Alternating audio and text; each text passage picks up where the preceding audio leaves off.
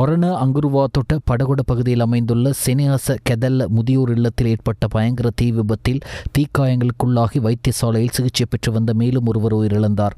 இதன்படி நேற்று முன்தினம் ஏற்பட்ட இந்த தீ விபத்தில் உயிரிழந்தவர்களின் எண்ணிக்கை தற்போது 13ஆக உயர்ந்துள்ளது. இந்த தீ விபத்தில் மேலும் 5 பேர் பலத்த காயங்களுடன் வைத்தியசாலையில் அனுமதிக்கப்பட்டு சிகிச்சை பெற்று வருகின்றனர். விபத்து நடந்த வேளையில் இந்த முதியோர் இல்லத்தில் 72 பேர் தங்கியிருந்தனர் என்பதுடன் தீ விபத்து ஏற்பட்ட சந்தர்ப்பத்தில் 10 பேர் கட்டடத்திற்குள்ளேயே தீயில் கருகி உயிரிழந்திருந்தனர்.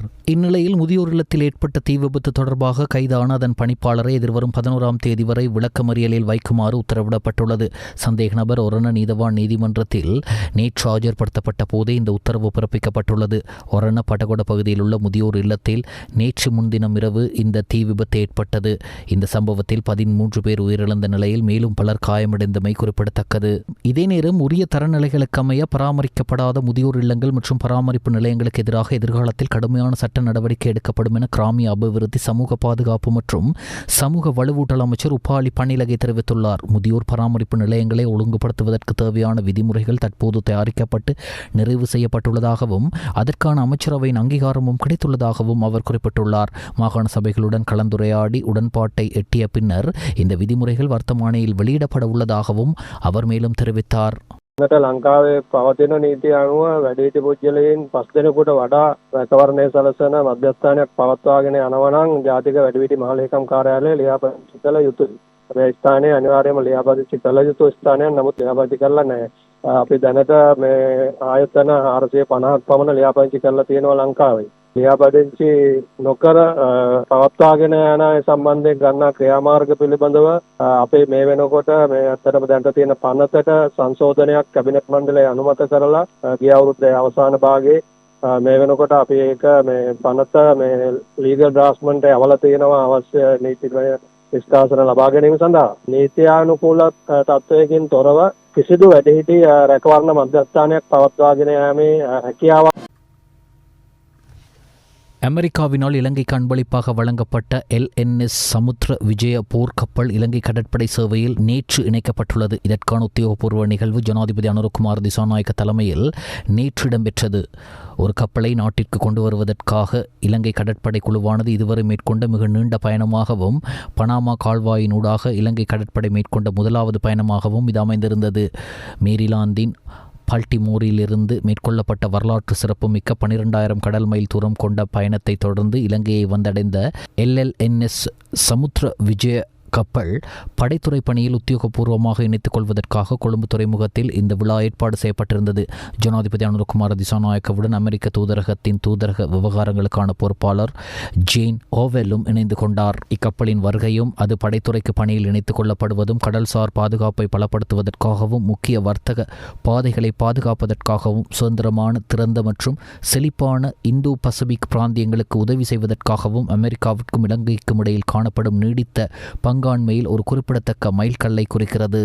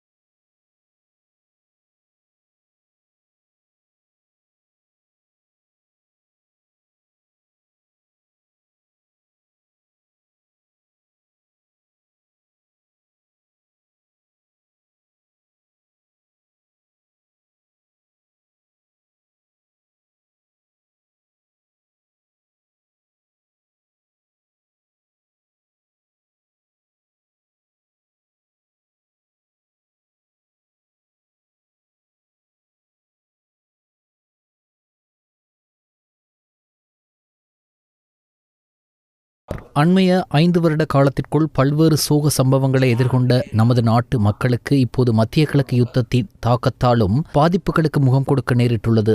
இந்த சவால்களை எதிர்கொண்டு நாட்டை வலுப்படுத்த வேண்டிய தருணம் முன்னால் காணப்படுகின்றன. எல்லா வகைகளிலும் சமூகத்தை வலுப்படுத்த வேண்டிய தேவைப்பாடு எமக்கு காணப்படுகின்றன.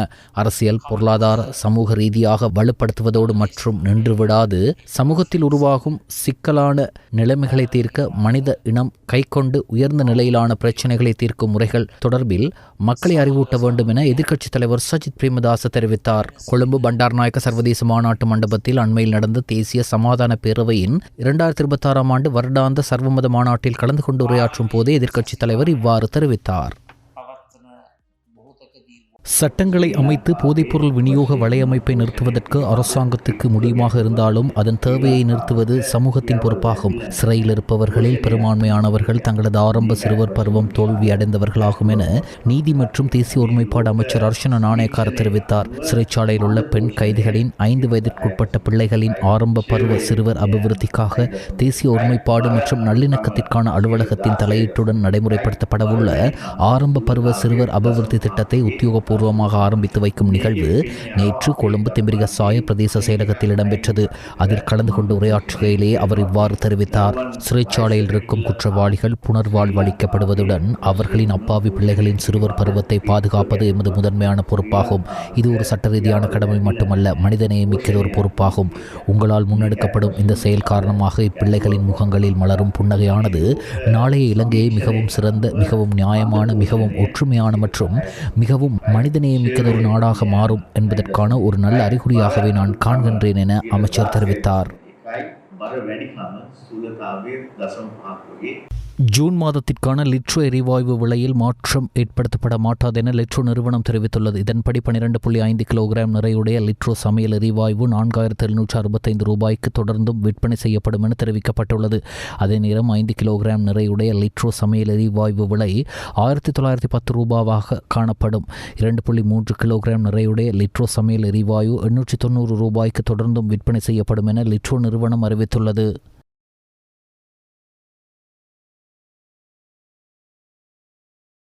பேருந்து கட்டண உயர்வு தொடர்பில் போக்குவரத்து அமைச்சுடன் இன்று வெள்ளிக்கிழமை நாம் கலந்துரையாடுவோம். சாதகமான தீர்வு கிடைக்காவிடின் அடுத்த வாரம் கடுமையான தீர்மானத்தை எடுப்போம் என அகில இலங்கை தனியார் பேருந்து உரிமையாளர் சங்கத்தின் தலைவர் கெமுனு விஜயரத்ன தெரிவித்தார். பேருந்து கட்டண திருத்தம் தொடர்பில் போக்குவரத்து பிரதி அமைச்சருடன் நேற்று வியாழக்கிழமை கலந்துரையாடியதன் பின்னர் ஊடகங்களுக்கு கருத்து தெரிவிக்கையிலே அவர் இவ்வாறு தெரிவித்தார். ஒவ்வொரு ஆண்டும் ஜூலை மாதம் பேருந்து கட்டணம் வருடாந்த கட்டண திருத்தத்திற்கமைய திருத்தம் செய்யப்படும். இதற்கமைய எதிர்வரும் மாதம் பேருந்து கட்டணம் திருத்தம் செய்யப்பட வேண்டும். கட்டணம் அதிகரிக்கப்பட வேண்டும் என்பதை நாங்கள் உறுதியாக குறிப்பிட்டுள்ளோம். வருடாந்த கட்டண திருத்தத்திற்கமைய பேருந்து கட்டணத்தை திருத்தம் செய்ய முடியாது என்று போக்குவரத்து பிரதி அமைச்சர் ஊடகங்களுக்கு குறிப்பிட்டுள்ளார். அவர் குறிப்பிட்டது முற்றிலும் தவறானது. சட்டத்தின் பிரகாரமே வருடாந்த கட்டணம் திருத்தம் செய்யப்படுகின்றது என அவர் மேலும் தெரிவித்தார். இலங்கையின் பாடசாலை மாணவர்களில் 5 ஒரு பங்கிற்கும் அதிகமானோர் ஊட்டச்சத்து குறைபாட்டால் பாதிக்கப்பட்டுள்ளனர் என்று சுகாதார அமைச்சின் செயலாளர் மருத்துவர் அனில் ஜாசிங் குறிப்பிட்டுள்ளார். இந்த குழந்தைகள் வளரிளம் பருவத்தை அடையும் போது உடல் பருமன் அடையும் அபாயத்தில் உள்ளனர் என்றும் அவர் சுட்டிக்காட்டியுள்ளார். தேசிய ஊட்டச்சத்து மாதத்தை முன்னிட்டு சுகாதார மேம்பாட்டு பணியகத்தில் நடைபெற்ற ஊடக சந்திப்பில் பங்கேற்ற போது மருத்துவர் அனில் ஜாசிங் இந்த கருத்துக்களை தெரிவித்துள்ளார். இந்த கணக்கெடுப்பின்படி 5 வயதிற்குட்பட்ட மற்றும் 5 வயதிற்கு மேற்பட்ட குழந்தைகளை எடுத்துக்கொண்டால் நமது ஊட்டச்சத்து குறைபாடு மற்றும் வளர்ச்சி குன்றிய நிலை விகிதம் 10.1% உள்ளது. மெலிவு 8.1%, எடை குறைவு 16.1% உள்ளது. அதிக எடை 0.5% என்ற மிக குறைந்த அளவில் உள்ளது. இது நமது குழந்தைகளில் சுமார் 5 ஒரு பகுதியினர் ஊட்டச்சத்து குறைபாட்டால் பாதிக்கப்பட்டுள்ளனர் என்பதை காட்டுகிறது.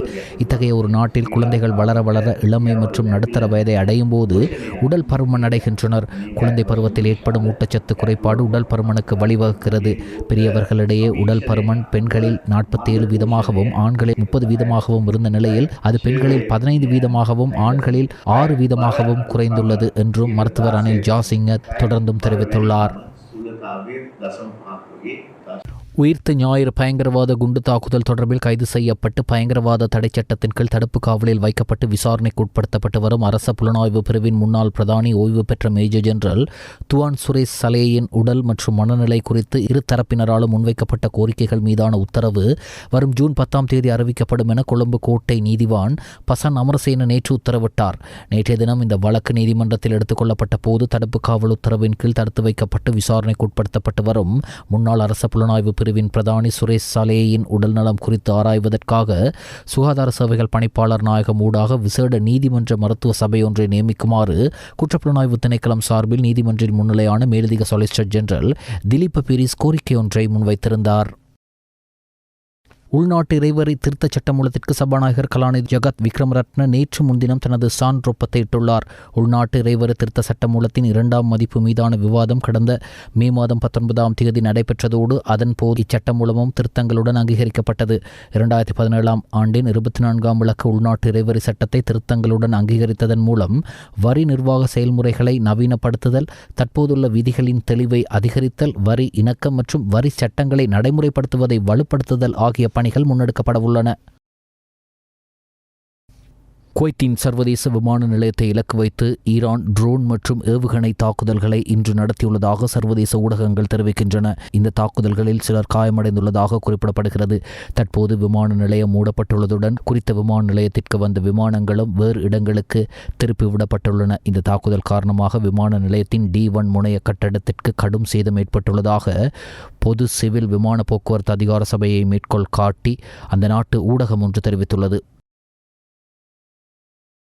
நுவர்லிய வெஸ்ட்வார்டோ ஸ்ரீ மணிகண்ட மங்கள ஐயப்ப சேவா சங்க தீர்த்த யாத்திரை குழுவினர்களின் ஏற்பாட்டில் அஷ்டசாஸ்த மணிகண்ட மங்கள ஐயப்ப ஆலயத்திற்கான அடிக்கல் நாட்டு வைபவம் சிறப்பாக நடைபெற்றது. காலை விநாயகர் வழிபாட்டுடன் ஆரம்பிக்கப்பட்டு ஓம திரவியங்கள் இடப்பட்டு விசேட யாக பூஜை இடம்பெற்றது. தொடர்ந்து ஸ்ரீ மணிகண்ட மங்கள ஐயப்பனுக்கு அபிஷேக திரவியங்களால் அபிஷேகம் செய்யப்பட்டு அலங்கார பூஜைகள் இடம்பெற்றது. தொடர்ந்து ஆலயத்திற்கான அடிக்கற்கள் ஊர்வலமாக எடுத்துச் செல்லப்பட்டு பூமி பூஜை செய்யப்பட்டு அஷ்டசாஸ்தா மணிகண்ட மங்கள ஐயப்ப ஆலயத்திற்கான அடிக்கல் இந்தியாவிலிருந்து வருகை தந்த அரவிந்த் சுப்பிரமணியம் குருசுவாமி மற்றும் ஐயப்ப குருசாமிகள் பொதுமக்களால் நாட்டப்பட்டது. இதில் ஏராளமான பக்தர்கள் கலந்து சிறப்பித்தனர்.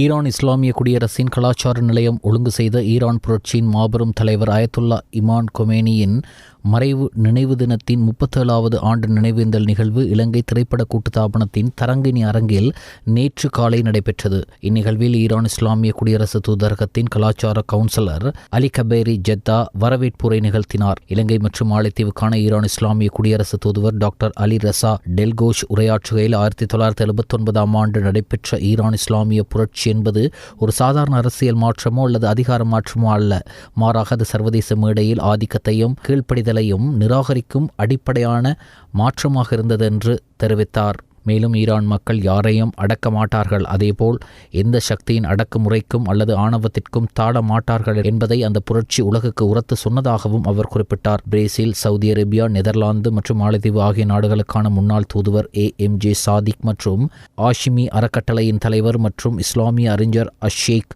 லாஃபிர் மதனி ஆகியோர் நிகழ்வில் உரையாற்றினர். இந்நிகழ்வில் மத தலைவர்கள், ஊடகவியலாளர்கள் மற்றும் தூதரக அதிகாரிகள் உள்ளிட்ட பெருந்திரளானோர் கலந்து கொண்டனர். நிகழ்வில் இமாம் கொமேனியை பற்றி காணொளி காட்சிப்படுத்தப்பட்டதுடன் ஹாமத் சுபைர் அவர்களின் கசீதா நிகழ்ச்சியும் இடம்பெற்றது. மத்திய கிழக்கில் நிலவும் போர் பதற்றம், கச்சா எண்ணெய் விலை உயர்வு மற்றும் அமெரிக்க டாலரின் வலிமை ஆகியவை இந்தோனேஷியா ரூபாயின் மீது கூடுதல் அழுத்தத்தை ஏற்படுத்தியுள்ளன. இதன் காரணமாக இந்தோனேஷிய நாணயத்தின் மதிப்பு கடந்த சில வாரங்களாக மிகவும் குறைந்ததாக காணப்படுகிறது. இந்தோனேஷியா மத்திய வங்கி சமீபத்தில் தனது நாணய மதிப்பை பாதுகாக்க வட்டி விகிதத்தை உயர்த்தியிருந்தது. ஈரான் போரிலிருந்து அமெரிக்க படைகளை திரும்பப் பெறுமாறு உத்தரவிடும் தீர்மானத்தை அமெரிக்க பிரதிநிதிகள் சபை நேற்று நிறைவேற்றியுள்ளது. ஈரான் போரிலிருந்து அமெரிக்க படைகளை திரும்பப் பெறுமாறு உத்தரவிடும் தீர்மானத்தை அமெரிக்க பிரதிநிதிகள் சபை நேற்று நிறைவேற்றியிருப்பது ஜனாதிபதி ட்ரம்புக்கு பெரும் பின்னடைவாக அமைந்துள்ளது. பாராளுமன்றத்தின் அனுமதியின்றி இஸ்ரேலுடன் இணைந்து ஈரான் மீது தாக்குதல்களை தொடுத்ததன் மூலம் ஜனாதிபதி ட்ரம்ப் அரசியலமைப்பை மீறியதாக பிரதான எதிர்க்கட்சியான ஜனநாயக கட்சியினர் குற்றம் சாட்டினர். ட்ரம்பின் பெரும்பான்மை குடியரசுக் கட்சியை சேர்ந்த 4 உறுப்பினர்கள் ஜனநாயக கட்சியினருடன் இணைந்து இந்த மசோதாவை ஆதரித்தனர். போர் அதிகார சட்டத்தின்படி அமெரிக்க படைகளை போரில் ஈடுபடுத்திய பிறகு ஜனாதிபதி ட்ரம்ப் பாராளுமன்றத்திற்கு ஒப்புதலை பெற 60 நாட்கள் அவகாசம் உள்ளதாக கூறப்படுகிறது. இத்தாலியின் ரோம் நகரில் நடைபெற்ற டயமண்ட் லீக் தடகள போட்டித் தொடரில் இலங்கையின் ஈட்டி எறிதல் வீரர் ருமேஷ் தரங்க பத்திரகை 92.62 மீட்டர் தூரத்திற்கு நேற்று ஈட்டி எறிந்து புதிய சாதனையை படைத்துள்ளார். ஆசிய தடகள வரலாற்றில் 2வது சிறந்த ஈட்டி எறிதல் பரிதியை பதிவு செய்த வீரராகவும் உலகின் சிறந்த ஈட்டி எறிதல் பரிதியை பெற்ற வீரர்களில் 8வது இடத்திற்கும் அவர் முன்னேறியுள்ளார். அவரது இந்த சாதனையானது 2026ஆம் ஆண்டில் உலகில் சிறந்த ஈட்டி எறிதல் திறமையாக பதிவாகியுள்ளதுடன் 2026ஆம் ஆண்டில் 90 மீட்டர் எல்லையை கடந்த முதல் மற்றும் ஒரே வீரராகவும் ருமேஷ் தரங்க வரலாற்றில் இடம் பிடித்துள்ளார். மேலும் இலங்கை தடகள வரலாற்றில் 90 மீட்டர் எல்லையை தாண்டி ஈட்டி எறிந்த முதல் வீரர் என்ற பெருமையையும் அவர் பெற்றுள்ளார். මේක ඇත්තටම ශ්‍රී ලංකා වාර්තාව 4 වෙනි වතාවට තමයි මගෙන් අලුත් වෙන්නේ. ඒෂියන් රෙකෝඩ් එකට සෙන්ටිමීටර් 30ක් විතර තමයි මදින්නේ. නමුත් මම ඒක අනිවාර්යෙන් කරනවා. ඉතින් ඊළඟ බලාපොරොත්තුවක් තියෙනවා තව මීට වඩා ලොකු ත්‍රෝ එකකට යන්න.